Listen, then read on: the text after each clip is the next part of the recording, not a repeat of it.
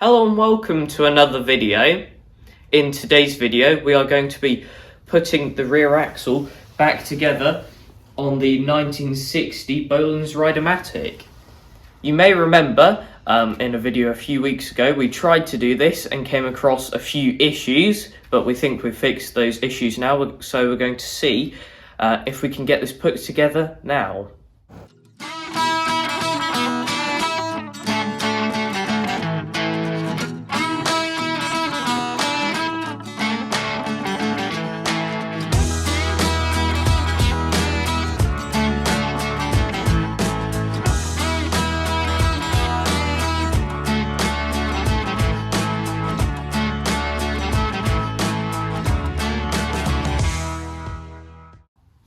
In the last video we came across a bunch of problems that were limiting us, and some of which we managed to fix, but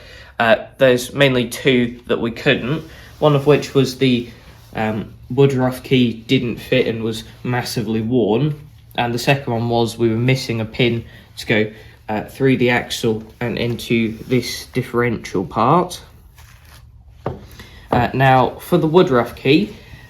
what we did was we got a bigger woodruff key, and Dad spent a lot of time while I was at school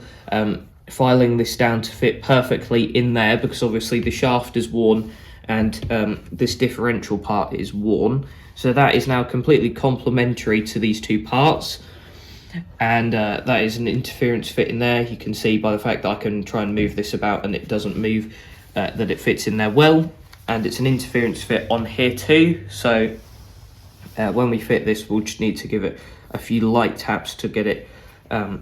across onto there, but otherwise that will limit any movement in there. The other thing that we need to look at here is the pin. Now we had a few suggestions about what to do with that. Some people suggested getting a roll pin and then putting a smaller one like inside of it to give it more strength, and that is a decent idea. Someone else suggested that we should use a solid pin, which this is actually a pin that we ordered that is from a later model of Rideamatic,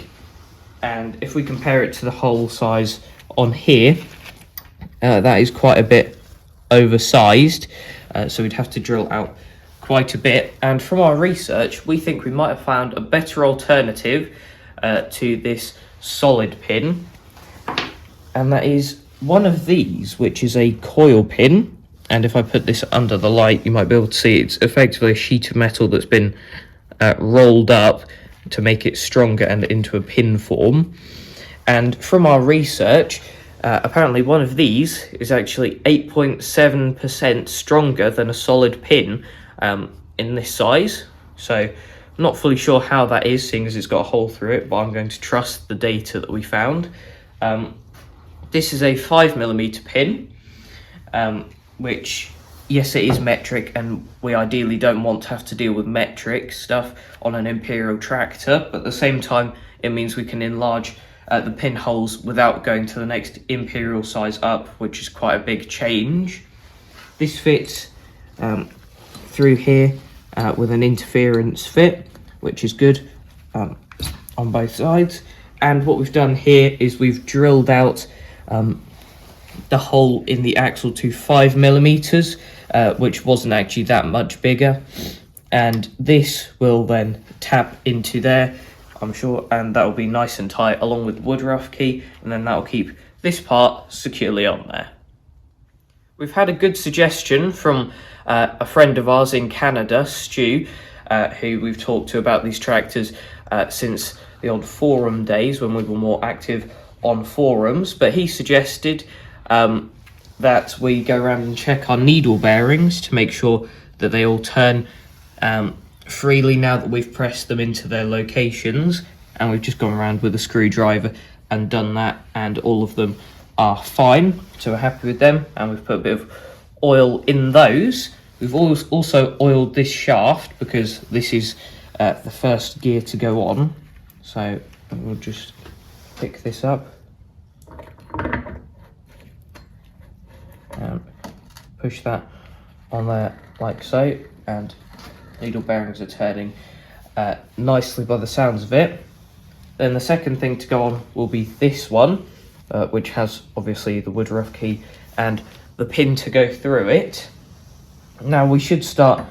oiling things up, or not oiling, greasing things up, really, as we assemble them. But what we're going to do is put this part on first, so that we can get the pin in before we start greasing things, and that is obviously very tight on there. So what we will do is cut and tap that on gently, because we don't want to damage anything here. But to get all of this on properly, we have made up a couple of tools here. The first one just looks like a bit of pipe, because it pretty much is, but we have faced off the end in the lathe so that it's a flat surface that we're putting up to here, so that we can tap this on, so that we damage it as least amount as possible. Then we've also got this, which has a hole drilled out of this end of it, so that this can go in here, and then we can use that to tap in the pin in there, because back here there's not enough space for a hammer, so to tap that in we needed some sort of drift or something, and with this it kind of sits on there while protecting the end of it, so that we don't damage it as we push this in. But as I said, we'll cut and put these pieces on, and we'll come back to you hopefully with this gear in place. Sorry about any background noise from now onwards in the video. We've got a new workshop heater which you can hear, which finally works, so we've got a bit of heat in here and it's actually nice. But as you can see, this gear is on now, and it hasn't been an hour since that last bit of video, hasn't even been a day. In fact, it's actually been longer than a week. It's been several weeks since that last clip that you would have just seen, and that's because this has been a complete pain to do, because we had to pretty much redo the installation of this gear again. Now, when we were putting in the coil pin, as we were hitting it in, we were actually damaging the coil pin because of the poor access to get to it, and also the fact that as we were hitting that in, that was pulling our end float in and completely got rid of all of our end float, which we thought was a bit strange. But then when we measured it, we realised that the axle tube isn't actually even, and the end float is different at the top to the bottom. So obviously we had to pull that coil pin out, which damaged it even more, and pull this gear off and sort the whole mess out. So to sort our end float problem, we filed down the ends of the axle tube that clearly were not straight or at right angles to the rest of the tube from factory. So that's now sorted a bit more, and we're happy with our end float. It's meant to be within or between 10 and 40 thousandths of an inch, and now at every point around the hub, that is now 25, which we're happy because that's a pretty good midpoint, and we're happy that that didn't get pulled in when we fitted the pin. Speaking of the pin, as we said with the coil pin being damaged, we moved away from that and we put a roll pin in there, and then we put a smaller roll pin inside that roll pin, so hopefully it's a bit stronger than just having a singular roll pin. Now that's a lot of roll pins in one sentence, but we are happy that is all now fitted up. Something else to mention is when we were pushing this on the first time, we really weren't happy with using just a massive bit of pipe and a hammer, because we couldn't really gauge how much force we were putting through it, and we weren't happy about the impacts going on there. So instead we got this much shorter bit of pipe and put that up against it, then got the bolt from this hub on this side,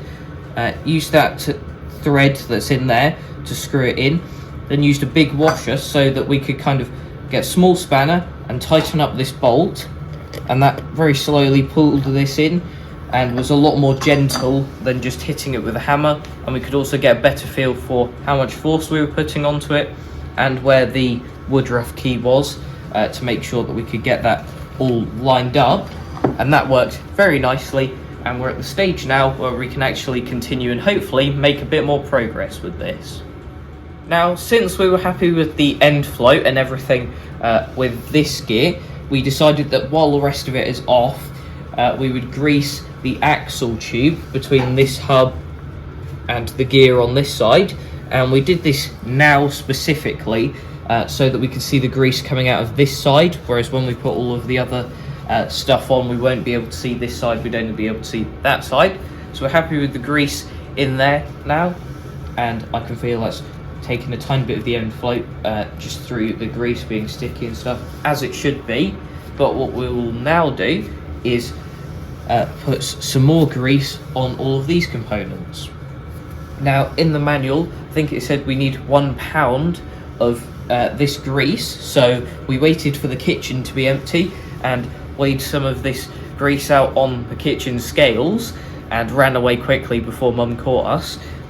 So we think we have the right amount now, and I'm not sure fully how to apply this, but I've got these gloves on because this grease stuff always gets everywhere and it's not very nice to deal with. So I'll start off with just getting a bit on the scraper and trying to get it in as many of these teeth as possible. I'm sure I'll resort to simply using my hands and stuff shortly, but for now let's try and stay as clean as possible and try and get as much grease in all of these teeth as possible. And we'll come back to you once all of this is greased up, because I think this might take a little while. Put grease all over the components that are already on there, and locating this gear on there might be slightly difficult seeing as everything's covered in grease now, but we'll see. We have just put a tiny bit of grease on the inside of this on that contact surface, but for the little spider gears we'll be able to grease them when they're actually on here, which is why we haven't really put too much on them yet. And by the looks of it, I've actually located that pretty well first try. Yep, there we go. And that sits on there, and now what we need to do is grease up all the way around here and also grease up these spider gears. We're starting to fill the whole differential shape now with quite a bit of grease, and somehow haven't gotten that much on us. By the way, this grease, we did actually talk to a number of people about what grease we should use for this, and this is a kind of semi-liquid general purpose grease that multiple people said would be good for this application. But anyway, we've got 2 more parts to go on now. This has to go on here, which I will do now, and there's even more parts to grease, and we can grease this once this is on here. That lines up with the spider gears nicely, and this part is the bit of the shaft that goes through and then would connect to the chain when it's all set up. You don't actually have to put this on now, but we are, because this will give us a bit of an easier way of turning the whole system so that we can make sure we've greased everything, because at the moment it's slightly struggling in terms of turning it because of how much grease is on there and also how the gear ratio works. It's easier to turn it from that end than it is to turn it from back here, but now that is all the way through, so we can actually use that to turn all of this if we want. And now we just need to grease that up, grease this up, and see how much grease we have left over after doing all of that.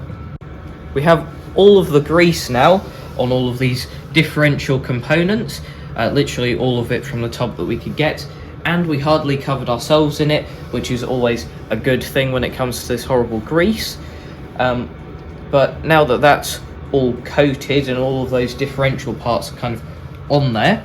we'll move on to now thinking about sealing this up. So we've got a new gasket, which we got from Brian in America, Bolens Parts and Supplies,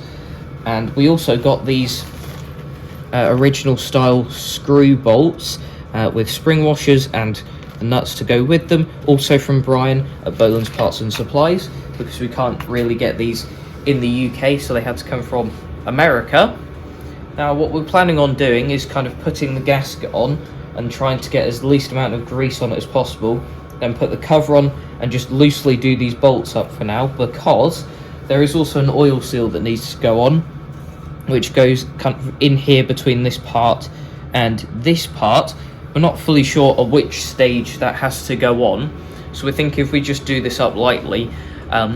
then you can either get it on with this on lightly, or we might have to, or loosely, sorry, or we might have to take it off, but at least then it's not fully done up tight with the gasket compressed and everything like that. So what me and Dad are now going to do, because this is probably going to be a two-person job, is put the gasket on and try and tighten this up without damaging the gasket or getting grease absolutely everywhere. So we will see you in a couple of minutes time. We've put all of the bolts around the outside in now and done them up loosely, and we did have a go at trying to put this oil seal in, but it's very difficult with how that fits on, because as you're trying to push it in, it's trying to open up on the in the center part to try and get over this, and then squish downwards to get inside this kind of flanged part on the cover. So it's very difficult, and we didn't manage to do it. So we're going to go away and do a bit of thinking of how to get this on here, because I think whatever way we do it is going to be quite difficult to get that on. But that is something that we're going to do in another video. Feels good that we finally got the rest of the diff parts actually together, and we got past that singular gear with the pin and the woodruff key and all of the problems surrounding that. But that is it for this video, so thanks for watching, and I'll see you in the next one. Bye.